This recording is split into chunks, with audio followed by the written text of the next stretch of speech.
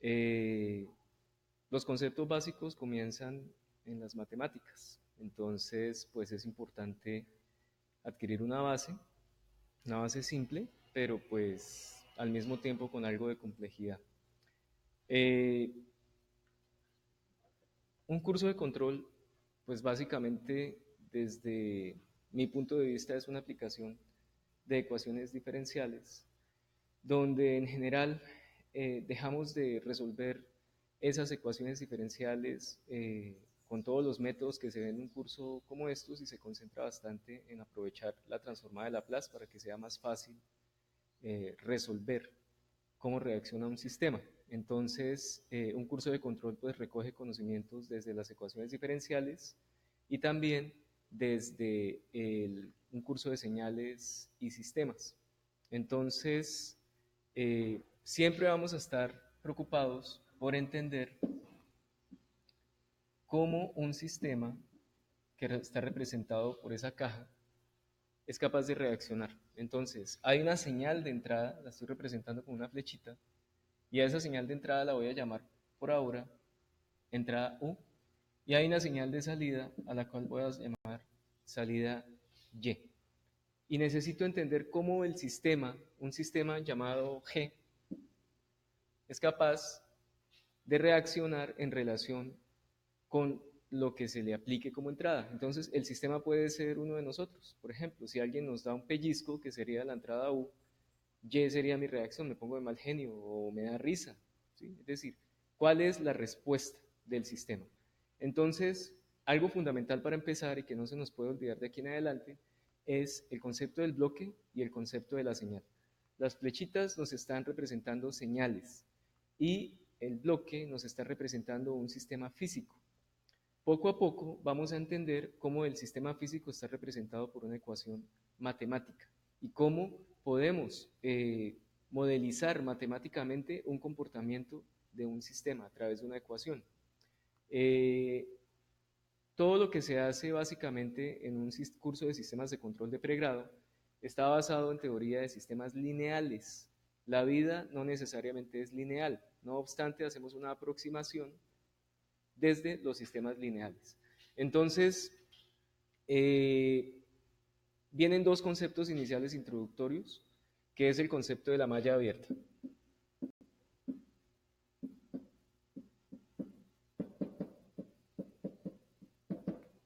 Una malla abierta puede ser el bloque, el diagrama que ya tenemos representado con nuestro bloque y nuestras señales. Entonces, eh, pensemos por un momento que el bloque G representa la dinámica que tiene que ver con manejar un vehículo. Asumamos por un instante que todo el vehículo está perfectamente diseñado para ir hacia adelante. No pensemos en que vaya hacia atrás, pensemos solamente que el vehículo va hacia adelante. Y hay una ecuación matemática que logra representarme el vehículo, de manera que usted puede, a lo mejor, dependiendo de lo que entra, de la señal que entra, usted mueva el volante del timón para un lado o para el otro para mantener la dirección. Recuerden, la dinámica en este momento es que usted se imagine un vehículo que está andando a una velocidad constante hacia adelante. Pero resulta que usted no está midiendo la salida. La salida es que usted vaya por el centro de la carretera. Digamos que aquí va mi vehículo. El carro tiene que ir hacia adelante. Resulta que usted no está midiendo de ninguna manera, no hay ningún sensor midiendo, es decir, usted va con los ojos cerrados y no hay ningún sensor midiendo que usted va por la mitad de la carretera. Resulta que más adelante la carretera tiene curvatura, pero como usted no está midiendo, pues simplemente usted se va a salir del camino y no se va a dar cuenta y el carro va a seguir hacia adelante y el sistema en algún momento va a colapsar, se va a estrellar porque no hay realimentación. Bien, entonces, una manera de solucionar el problema del control de malla abierta es incorporar un sistema de control de lazo o de malla cerrada.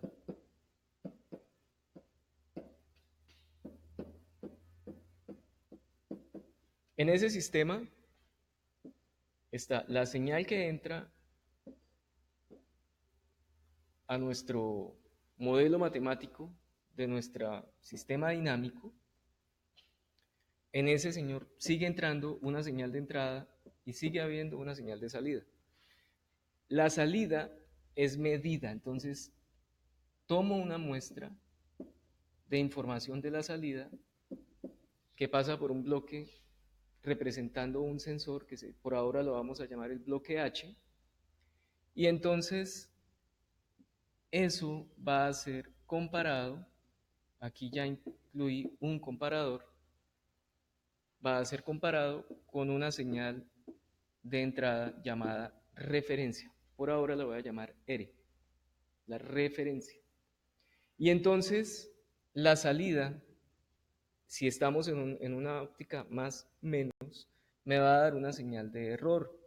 El error va a ser incluido, perdón, la señal de error va a ser aplicada en un bloque C, que es el bloque controlador. Entonces, lo que ustedes aprecian ahora es un sistema de control de lazo cerrado, donde ya hay varios bloques que actúan de manera, digamos, cooperativa para lograr varias cosas. Por ejemplo,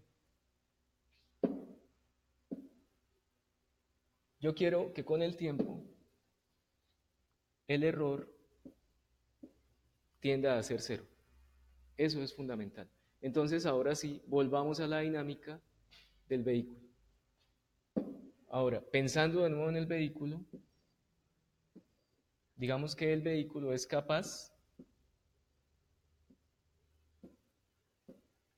de verificar que siempre está en la mitad de la carretera, es decir, con algún tipo de sensor, él es capaz de medir que está aquí, ¿cierto? Sobre esta línea.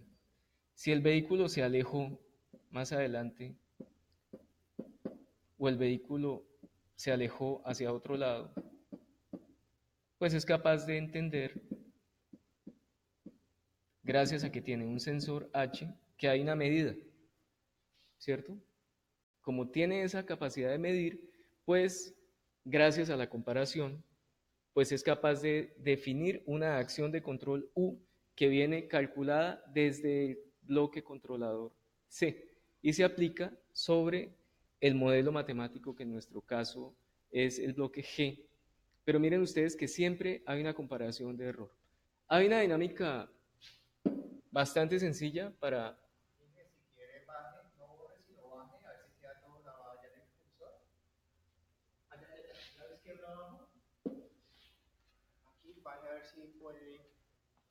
Ah, ok, gracias.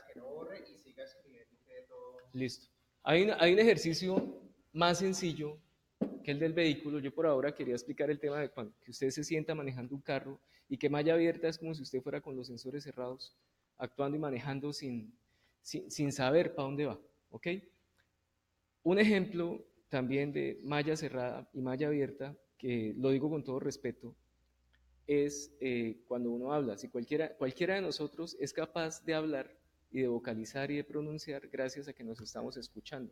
Hay una realimentación a través de nuestros oídos. Cuando el ser humano, uno de nosotros, ojalá por supuesto no nos pase, ¿cierto? Quedáramos sordos, ustedes notan que la capacidad de hablar se pierde porque no hay realimentación. La realimentación en este caso básicamente es medir cómo está la salida para ir corrigiendo errores. Si yo, por ejemplo, dije algo que no quería, pues interrumpo y corrijo sobre lo que tengo que expresar. Ahora pensemos lo siguiente. Tengo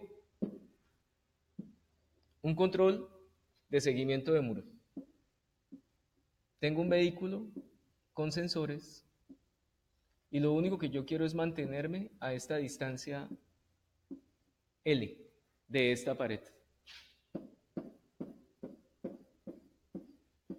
Hagamos un ejercicio básico. Pensemos que esa distancia L sea de 50 centímetros o 0.5 metros.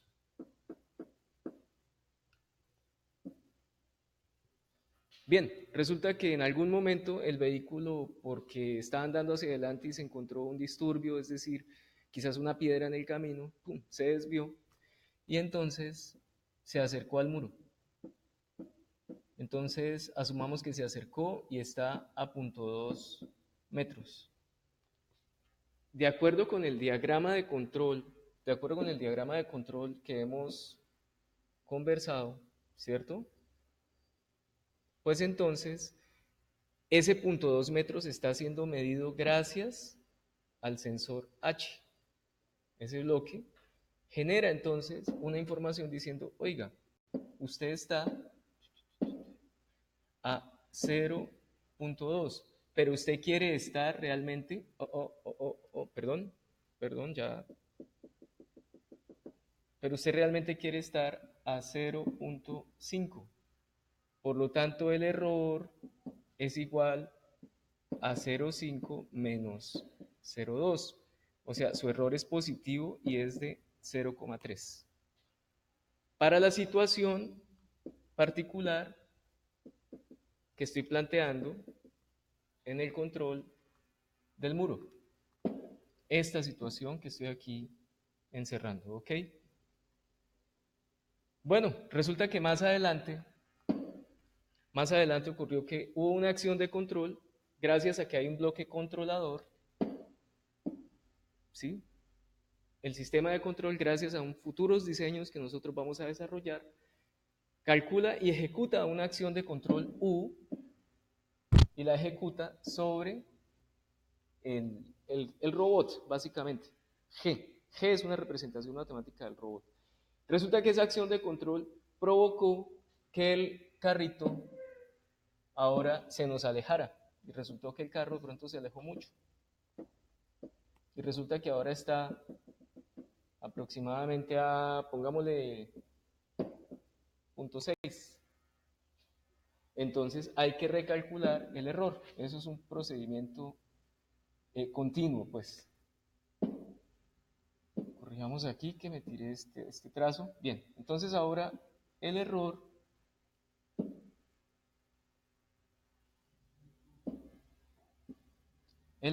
sería igual a la medida real.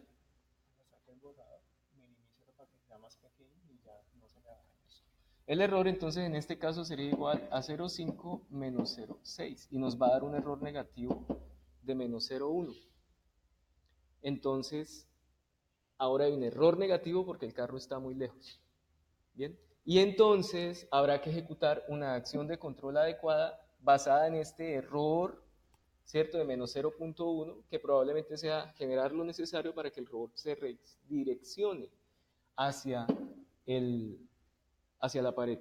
En este tipo de control, pues entonces nos va a ocurrir algo tan interesante como que, por ejemplo, el vehículo va a demostrar un movimiento más o menos por el estilo hasta que se equilibra y llega al, a la estabilidad, ¿sí? Al estado estable con el tiempo. Todo eso pues tiene unas matemáticas y es muy bonito pues cuando uno ve que esas matemáticas funcionan, realmente aplican y realmente el control, más allá de una teoría, pues es una realidad que se puede implementar. Entonces, es fundamental el control de lazo cerrado en comparación con el control de malla cerrada, de malla abierta, discúlpenme. ¿Por qué? Porque yo puedo estar monitoreando la salida, midiéndola para generar, por lo tanto, una señal de error y al tener una señal de error, calcular realmente una acción de control. Entonces, no es muy atractivo trabajar un control de malla abierta en principio, porque eso es como manejar mi carro con los ojos cerrados. Entonces, es probable que fácilmente me vaya hacia la inestabilidad. En esto vamos a seguir repitiendo conceptos básicos y en la medida en que tengamos conceptos más complejos, vuelvo y repito conceptos básicos y así sucesivamente.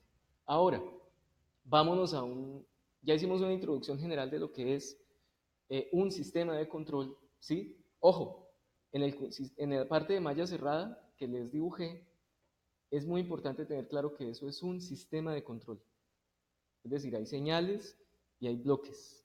Esta es una tipología básica, general, de lo que es un sistema de control de lazo cerrado. Hay más tipos, ¿ok?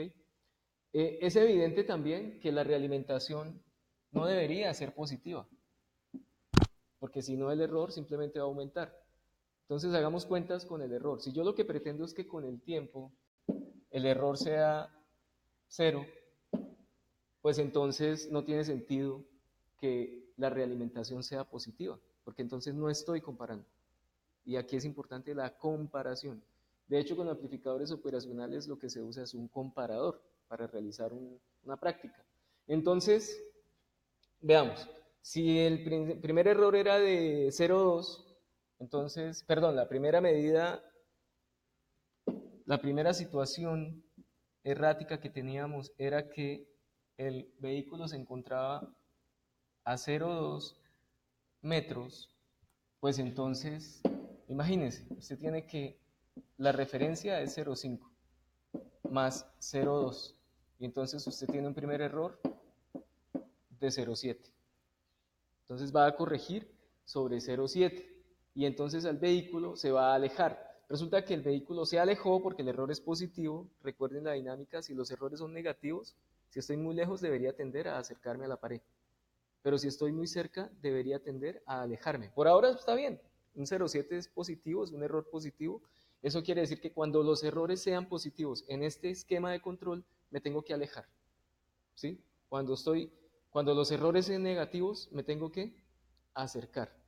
Pero resulta que más adelante el robot se me va a ubicar, supongamos que vuelve a 0,6. Ok, entonces ahora el error en la segunda situación va a ser 0,5, que es la referencia, menos, más, perdón, porque lo hicimos más, 0,7.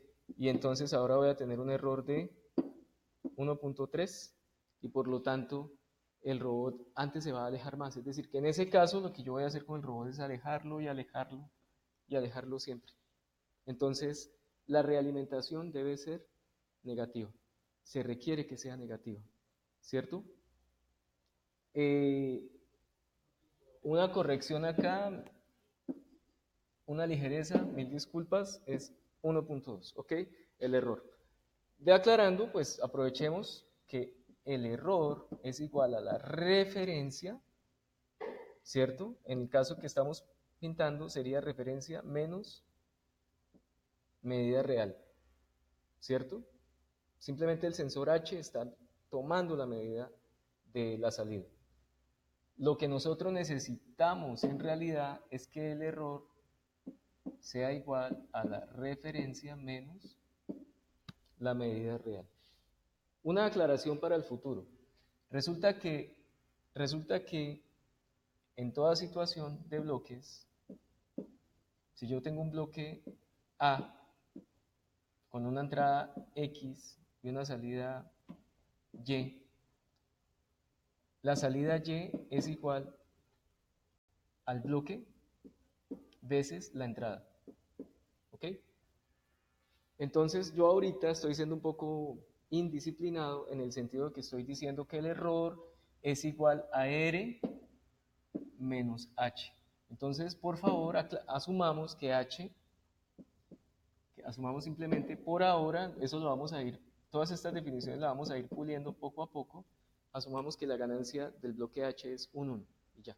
Entonces, con eso estoy definiendo que Y después del bloque H realmente es la misma que en el sistema en la salida. Bien, con eso quedaría aclarado porque claramente acá, de acuerdo con el diagrama de bloques que estamos trabajando, de acuerdo con el diagrama de bloques que estamos trabajando, claramente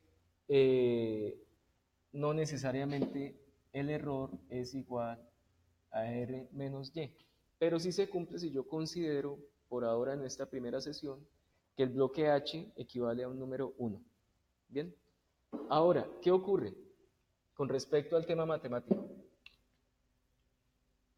Yo pues quisiera borrar.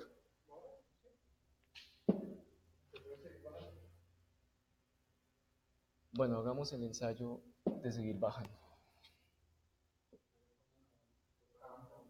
No, no me da la opción. Tal vez sí es posible en la medida en que manejemos mejor la plataforma.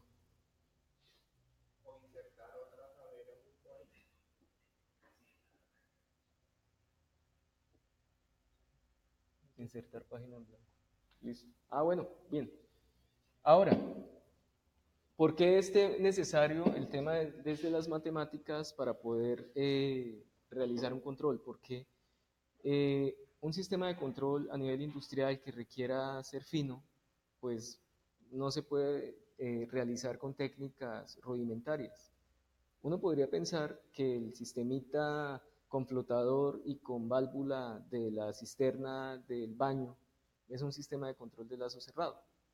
Pero si ustedes se fijan, a veces se pierde mucha agua o a veces hay muy poca agua, tiene que estar siempre calibrándose. Nosotros estamos hablando de controles más finos que de manera constante se esté midiendo las variables que están trabajando ahí. Ahí es importante ya pues la electrónica, los sensores, la programación de computadoras. Si es control analógico, tiempo continuo, pues circuitos con amplificadores operacionales, etapas de potencia con transistores de potencia, triacs, tiristores, etcétera, transformadores. Y pues ya estamos hablando de que para poder saber qué cantidad de señal, qué cantidad de corriente, qué tanto ciclo útil PWM voy a aplicar, pues eso hay que sacarlo de alguna fórmula matemática. Entonces una tendencia es el control formal, el control clásico, el control moderno, también existe la línea del control inteligente, pero al final todo tiene matemáticas, realmente todo lo tiene. Uno muchas veces tiende a creer que las redes neuronales, la lógica difusa, todo eso es magia, y no, eso es matemáticas, es simplemente matemáticas, realmente lo es. Entonces, en el esquema de control es muy formal tener claro el por qué es importante utilizar la transformada de Laplace. ¿Por qué es importante utilizarla? Entonces, para eso vamos a hacer un video de una situación y lo vamos a adjuntar, esto pues se va a editar, y vamos a adjuntar el video al respecto de lo que vamos a realizar. Entonces tenemos acá un ejemplo simple de una caneca, ¿cierto? Una caneca de basura. Esa caneca es un bloque representado por una ecuación. A esa caneca le vamos a aplicar una señal de entrada y vamos a ver una salida. La señal de entrada va a ser un toque en la parte superior de la caneca y la salida va a ser el movimiento que ella sufra. Entonces, observen algo sobre el experimento. Repitan el video en la parte del movimiento de la caneca y van a ustedes a apreciar que inicialmente ella se mueve con una frecuencia, oscila como un péndulo con cierta frecuencia, pero en la medida en que se va acercando al equilibrio, a la estabilidad, comienza a oscilar más rápido. Hagan otra prueba. ¿Alguien tiene una moneda? Yo tengo moneda. No sé si es posible tomar video de esa situación, pero pues esto lo pueden hacer en casa. Si yo boto una moneda, ella va a oscilar, digamos que lentamente al comienzo, y en la medida en que va a llegar hasta estar estable en su punto de equilibrio, simplemente va a oscilar más rápido hasta que para. Está lenta, lenta, lenta, lenta, lenta, paró. Dejemos de considerar por un momento la situación inicial porque creo que cometió un error, es decir, al comienzo va muy rápido porque hice un disturbio exagerado, simplemente lo voy a dejar caer. Si ustedes observan, los movimientos iniciales son lentos hasta que va llegando rápidamente a su...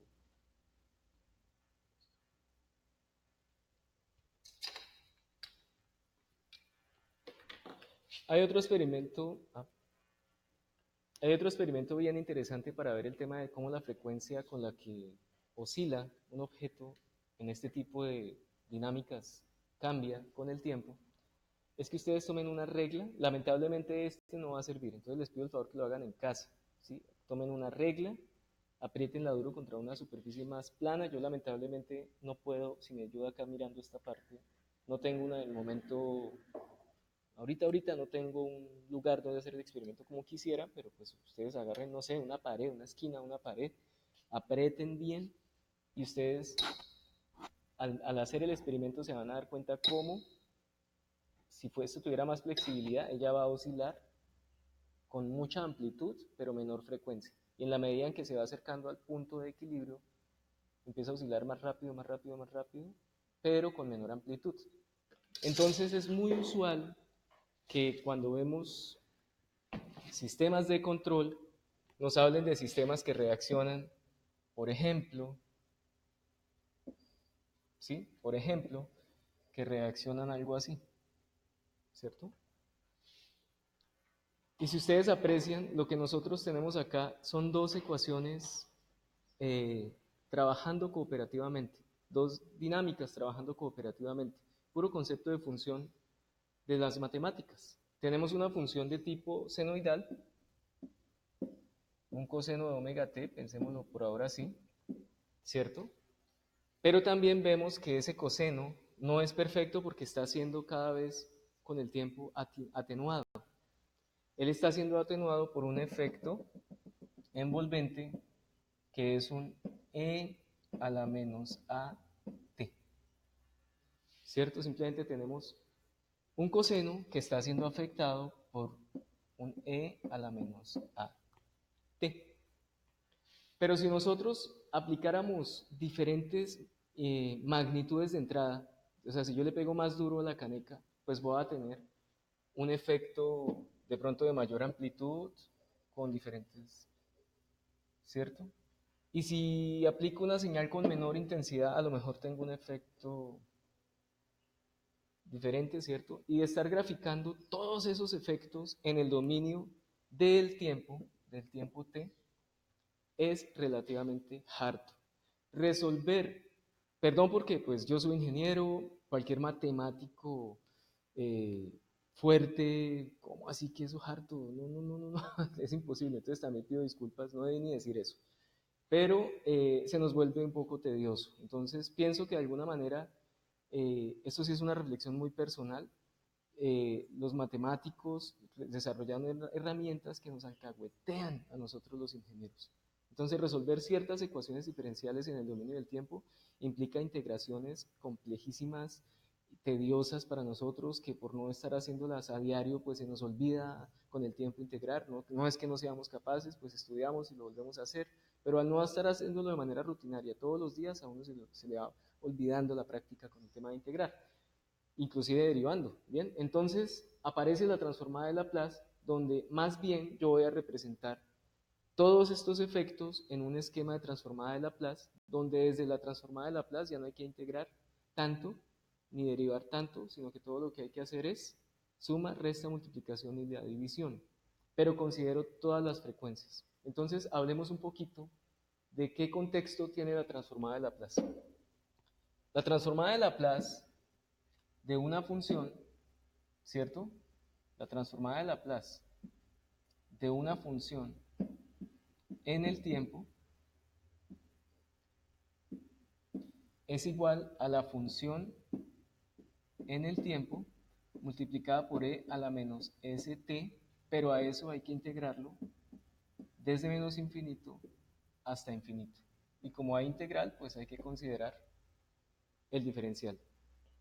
Bien, resulta que pues desarrollar una integral, alguien dirá, pero se está contradiciendo porque acabo de decir que no hay necesidad de integrar tanto, pero resulta que al final la transformada de Laplace, como su nombre lo indica, es una transformación. Vamos a pasar de un mundo que es el mundo del tiempo a un mundo que es el mundo de la frecuencia, y resulta necesario considerar los efectos del pasado, y por lo tanto es importante integrar. Bien, esa variable S que ustedes aprecian allá modifica un poco el concepto del e a la menos at que les señalé en un comienzo. Van a decir, pero uy, una cosa es multiplicar por e a la menos at, otra cosa es multiplicar por e a la menos st. Y aquí viene, esa variable s es importantísima, en mi opinión, en el sentido de que esa variable es la que nos implica todo este contexto de cambios en la frecuencia. Hay varias frecuencias en esas gráficas que hice. Consideren solamente la gráfica en color negro, la primera que hicimos. Ahí hay varias frecuencias. El sistema comenzó con una frecuencia y terminó con otra. Al final la frecuencia es cero, ¿cierto? Pero durante el proceso, él sufrió cambios en la frecuencia. Esa frecuencia que nosotros observamos le vamos a llamar omega d, que es la frecuencia amortiguada. Se va a llamar de ahora en adelante la frecuencia amortiguada. El sistema realmente tiene una frecuencia natural, Si el sistema fuera víctima solamente de su frecuencia natural, entonces el sistema no se amortiguaría porque solamente la frecuencia natural se manifestaría y entonces lo que tendríamos sería un seno. Discúlpenme que mi manera de dibujar no es tan simétrica, pero básicamente lo que yo quiero representar en azul es un coseno eterno, entonces no hay necesidad de transformar con Laplace porque no hay amortiguamiento y con una serie de Fourier podemos representar los efectos de este tipo de señales, como lo habíamos hecho en algún día en señales y sistemas. Resulta que en realidad el sistema está siendo afectado y está siendo amortiguado. Y ahí entra la transformada de Laplace. La transformada de Laplace es una extensión de la transformada de Fourier. Acuérdense que la transformada de Fourier es la integral, ¿sí?, de la función por e a la menos t. ¿Bien? A la, uy, a la omega nt, discúlpenme, e a la omega nt, ¿sí? Resulta que en este caso tenemos a la menos st. Ahí resulta tremendamente necesario incorporar lo que es el concepto de lo que es la variable s. La variable s es igual a este carácter que se llama sigma, me corrigen si estoy mal de nombres griegos, por favor, más j omega d. Entonces miren ustedes cómo en el contexto de la transformada de Laplace, aquel tema de e a la menos st, esa s no es un numerito, esa s como tal implica más cosas.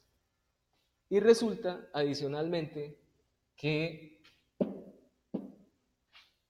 sigma es igual a una variable que se llama zeta multiplicada por omega n. Ya les voy a explicar qué es. Y omega n, vamos a mejor hablar solamente, vamos a hablar mejor solamente de lo que es omega d. Y resulta que omega d es igual a omega n por la raíz de 1 menos zeta al cuadrado. Bien, entonces miren ustedes que la variable s tiene mucho más, se abren más cosas. Ahora sí hablemos de qué es cada una de ellas. Ya tenemos un concepto, omega d, frecuencia amortiguada. Es una frecuencia que cuando yo hago una gráfica me doy cuenta que se van dando cambios en la frecuencia. ¿Ok? Zeta a omega n también lo alcanzamos a definir, es la frecuencia natural del sistema. Cuando hicimos el experimento de la moneda, el experimento de la caneca de la basura y el experimento de la regla, no vimos omega n, solamente vimos omega d. Lo que vemos por experimentación directa es omega d, eso es lo que podemos ver. Para que yo pueda ver exactamente omega n, tendría que estar ausente totalmente del amortiguamiento. Pero como el amortiguamiento está presente en los experimentos que realizamos, entonces se manifiesta realmente la frecuencia amortiguada. Entonces, usted se imagina si el amortiguamiento fuera cero, es decir, si zeta, que es el amortiguamiento, fuera cero, todo esto se vuelve cero y al final la variable s, que es dominio de la frecuencia, demuestra que su única manifestación va a ser la frecuencia natural. Pero cuando hay amortiguamiento, entonces zeta afecta al sistema y por lo tanto genera esos efectos iniciales de amortiguamiento. Entonces el amortiguamiento es súper importante en sistemas de control, es una variable súper interesante, porque si no hubiera amortiguamiento, nosotros en nuestros carros tomamos un hueco y nos quedamos oscilando en función coseno toda la vida y por la eternidad. Inclusive, pues me parece un tema interesante para hablar, quizás hablar de movimiento perpetuo, oscilación perpetua, cómo anular un amortiguamiento y llegar a pensar en oscilación perpetua, algo por una locura. Quizás estoy diciendo una bobada, pero me parece relativamente interesante entenderlo. He visto físicos, hay hasta películas alrededor del tema del movimiento oscilatorio perpetuo. Bueno, bien, entonces ya consideramos la importancia, ¿sí?, que tiene comprender ¿Qué es transformada de Laplace en la forma práctica? ¿Por qué la transformada de Laplace resulta importante para entender matemáticamente lo que tiene que ver con el diseño de sistemas de control? Entonces, tenemos que, si las señales tienen oscilaciones y amortiguamiento, la transformada de Laplace es perfecta para lograr expresar matemáticamente un efecto. Entonces, de manera introductoria, insisto, poco a poco vamos a ir profundizando más y más en estos conceptos. En el mundo, en el mundo del tiempo, el gráfico de arriba, simplemente señales y funciones matemáticas, volvamos a nuestro curso de matemáticas 1 y matemáticas y gráfica y gráfica y gráfica. Resulta que en el mundo de la frecuencia ya lo que aparece es un plano complejo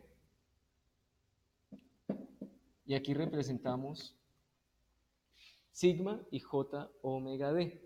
Y entonces, en la medida en que sigamos avanzando, lo único que nos interesa aquí es representar polos y ceros. Polos, por ejemplo, con x, ceros, no sé, por ejemplo, con circulitos que vamos a ir graficando. Resulta que esa gráfica que acabo de pintar tiene unas implicaciones. La localización de los polos y los ceros va a incidir en el tipo de respuesta del sistema. Es decir, que según cómo estén ubicados los polos, en la medida en que continuemos, ustedes van a entender, ah, no, si los polos están ubicados, yo por lo menos sé que el sistema va a responder con este tipo de oscilación. Exactamente cuándo, bueno, pues hago cálculos, hago simulaciones, uso MATLAB, Octave, pero ya sé que por localización de polos el sistema tiene un comportamiento oscilatorio y pues para eso vamos a abordar las matemáticas que corresponden. Bien, volviendo a nuestro concepto de sistema de control de malla cerrada, pues resulta que estudiamos el sistema, vemos cómo reacciona, resulta que este sistema lo monté de manera indisciplinada, no lo diseñé, pero afortunadamente me quedó bien, digamos, no bien, pero sí aceptable, y veo que el sistema a lo mejor respondió así, ¿cierto? Yo necesito que el sistema con el tiempo se establezca en el valor de la referencia, o sea, 0,5. Pero resulta que el primer overshoot es muy alto. Él me llega hasta, por ejemplo, 1. Eso implica un overshoot del 50%. Eso es demasiado. ¿Sí? En un sistema mecánico eso es mucho. Haga de cuenta que usted quiere ir a 100 en su moto y usted acelera, ¿sí? Usted acelera y el primero va a 150 y hasta aquí. No se imaginen la moto yendo hacia atrás porque no es un control de posición, es un control de velocidad. Bien, entonces va primero a 150, después va más o menos a 130, después va más o menos a 110 hasta que llega a la velocidad de crucero de 100 kilómetros por hora. Entonces, pues esos cambios, esos jalonazos en velocidad, pues no son adecuados. Entonces uno diseña un sistema de control, acude al esquema matemático desde la transformada de Laplace para lograr que ese sobrepasamiento que les estaba indicando, para lograr que ese sobrepasamiento sea menor. Por ejemplo, que sea del 10% máximo. Y también para lograr que el sistema llegue al estado estable en menor tiempo. De pronto el sistema se estabiliza lo más de chévere, pero a lo mejor se demora un minuto. Nosotros necesitamos que responda en 10 segundos. Entonces, esa navegación entre la matemática, las aplicaciones de la física y la ingeniería de control es un mundo en el que vamos a estar navegando de manera constante. Tiene bastante implicación matemática y bastante necesidad de apoyarnos en la transformada de Laplace. No es algo nuevo, el sistema de control clásico viene desarrollándose desde hace más de un siglo y seguimos trabajando en transformada de Laplace. Uno ve un curso de control en pregrado que requiere reforzarse muchísimo y entonces hay posgrados para de pronto llegar a pensar en técnicas más allá del PID, pensar en control robusto, en control marcoviano, técnicas un poco más complejas, pero definitivamente requieren de la base matemática sencilla. Eh, hay un, perdón, hay una cuestión interesante y es que en control, si ustedes lo recuerdan, por alguna razón yo considero misteriosa, pero gracias por esa razón misteriosa, uno puede utilizar la tabla de transformadas de Laplace. Y entonces caemos en el error, yo también he caído en eso, de que yo no sé de dónde salió eso, pero es. Entonces uno va a la tabla de transformada de Laplace, que ya tiene el libro, el profesor de control dice tranquilo, utilice la tabla, y entonces sabemos que la transformada del escalón unitario, por ejemplo, es 1 sobre s, ¿cierto? Y que la transformada de Laplace de la señal rampa unitaria es 1 sobre s al cuadrado. Bien, y resulta que no entendemos finalmente eso, pues, de dónde sale. Entonces, solo como para cerrar y dejar una primera sesión y también yo pues mirarla, autocriticarla y calibrar mejor ciertos conceptos para mi siguiente sesión. Entonces, a ustedes también les sirve verla y recalibrarla para cuando la próxima sesión en un futuro la dicten ustedes, ya que es grupo de estudio, ¿cierto? Entonces, hagamos un ejercicio, ¿sí? Y entendamos de dónde sale la transformada de Laplace. Me ayudan porque tengo que reconocer que de pronto todo el concepto de integración que hace tiempo no lo utilizo, se me pueda generar algún déjà vu aquí con ustedes. Entonces, hablemos primero qué es el escalón unitario. El escalón unitario nosotros lo entendemos como una señal en la cual ella vale 1 en el tiempo, siempre y cuando el tiempo sea mayor que 0. Y vale 0 siempre y cuando el tiempo sea menor que 0. Entonces, U de t es igual a 0 si t es menor que 0. Y vale 1 si t es mayor o igual que 0. Ok, tenemos dos maneras de definir lo que es la señal paso escalón unitario. El paso escalón unitario es una de las señales que más utiliza uno en control para mirar si el sistema respondió bien. Es decir, yo por ejemplo puedo ver que a un sistema lo voy a estudiar. Ahora ya le puedo colocar la expresión en el mundo de la frecuencia porque ya tenemos una noción de que es por ahí que vamos a trabajar. Y resulta que yo le aplico una señal aquí en el tiempo que se llama paso escalón, que en realidad es 1 sobre s en el mundo de la frecuencia, o sea, U de s, y voy a mirar la salida. Normalmente en las simulaciones yo lo que veo es la respuesta en términos del tiempo.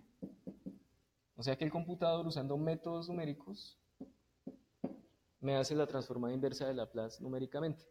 Pero es una navegación constante entre el mundo de la frecuencia S y el mundo del tiempo T. ¿Ok? Y el computador nos bota una grafiquita ya en el tiempo. Pero es sano entender eso. No se preocupen tanto de no entender todo hoy. Se supone que para eso estamos construyendo este grupo, porque inclusive yo mismo voy a ir mejorando en el dominio de muchos conceptos, poco a poco. Resulta que voy a pintar en rojo la entrada. La entrada es un escalón unitario perfecto, ¿cierto? Para el ejemplo del robot, la salida no era un 1, la salida era perdón, para el tema del robot, el deseo no era un 1, el deseo era un 0,5. Entonces simplemente es un escalón multiplicado por una constante llamada 0,5. ¿Bien? Resulta que al estudiar el robot, de repente él me respondió así.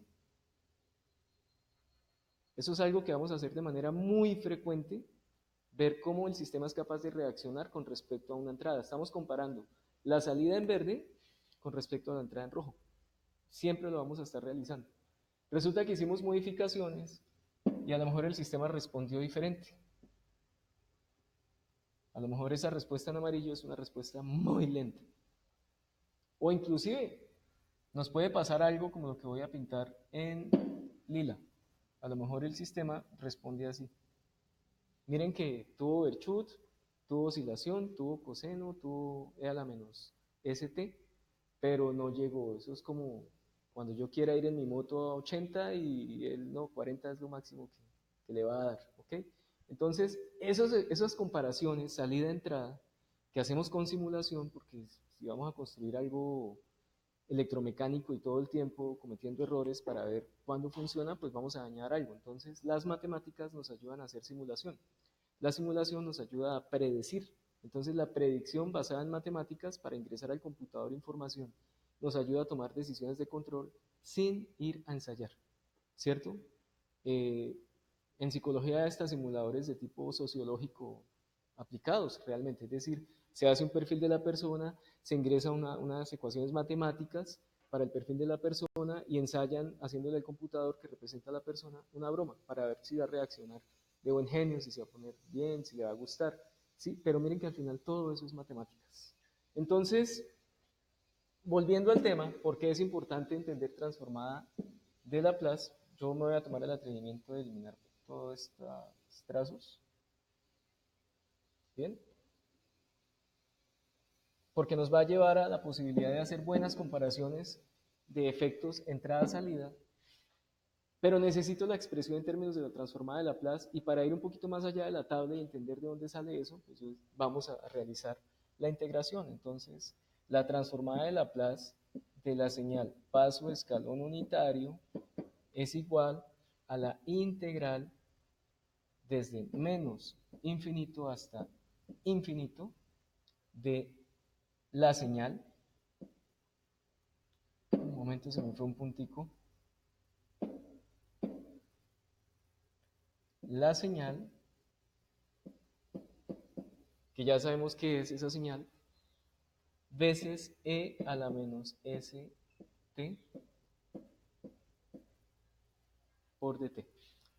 Algo bien importante, la señal de escalón unitario, ¿dónde empieza a funcionar? Solo mirando la gráfica podemos decir que la señal de escalón unitario comienza a funcionar en el tiempo cero. Es evidente que la integral, si miramos la integral, podemos dividirla, ¿no? La integral desde menos infinito hasta cero y desde cero hasta infinito. Desde menos infinito hasta cero va a dar cero, de manera evidente. Entonces, podemos trabajar la transformada unilateral, que es válido en el contexto de los sistemas de control, porque estamos hablando de sistemas de controles causales. Más adelante también vamos a ir puliendo y pensando más ciertas definiciones. A partir del momento en que se aplican las entradas, a partir del momento en que todo comienza a funcionar. Ese momento es el momento cero. Entonces, vamos a pasar de la transformada de la integral bilateral a la integral unilateral desde cero hasta infinito. Y entonces, eso nos permite ya desarrollar el procedimiento de integración. Entonces, siguiendo aquí una referencia, entonces tenemos que esto es igual a la integral desde cero hasta infinito de 1 por e a la menos st, ¿cierto? ¿Por qué? Porque es que ¿cuánto vale la señal u de t entre 0 y el infinito? Vale 1. Ok.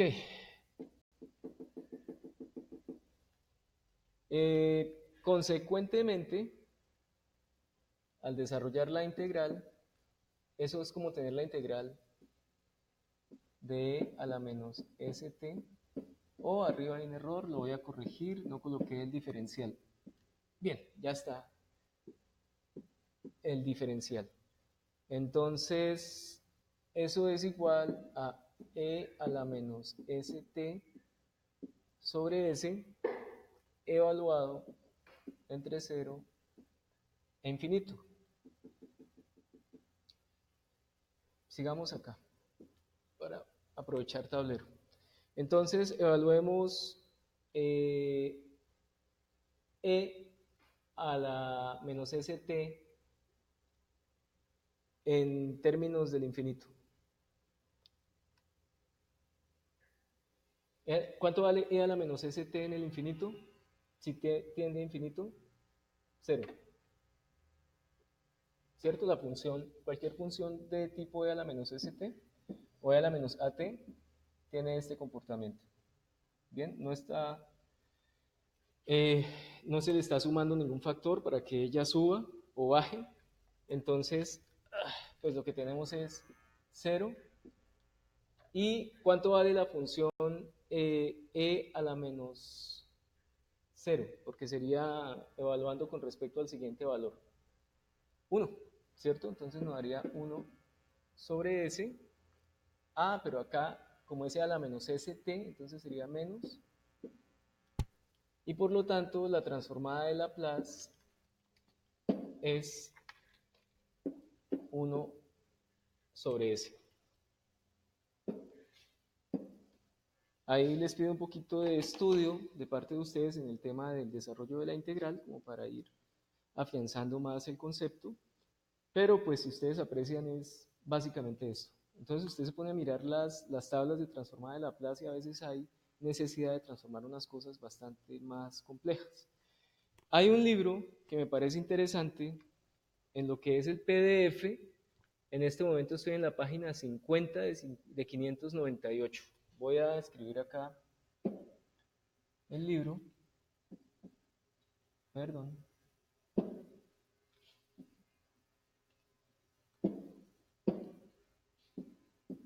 La página 50 de 558 del libro en versión PDF, del libro de señales y sistemas con MATLAB del profesor Steven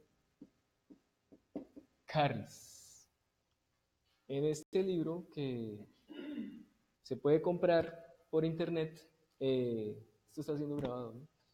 Entonces, nos explica de dónde sale la transformada de Laplace del paso escalón, de la rampa unitaria, del impulso unitario. En una próxima sesión voy a retomar un poco de esto para seguir afianzando y pues entender qué ocurre cuando se hace una transformación y comenzar a valorar de manera más consciente pues la importancia que tiene S. No es una S que es un simple número, sino que esa S implica incorpora, embebe amortiguamiento y frecuencia natural y por ende frecuencia amortiguada si hay amortiguamiento. Y por eso uno ve diferentes efectos según el tipo de entrada que aparezca. Entonces, eh, insisto, poco a poco vamos a ir manejando más y más el concepto al respecto. Bueno, entonces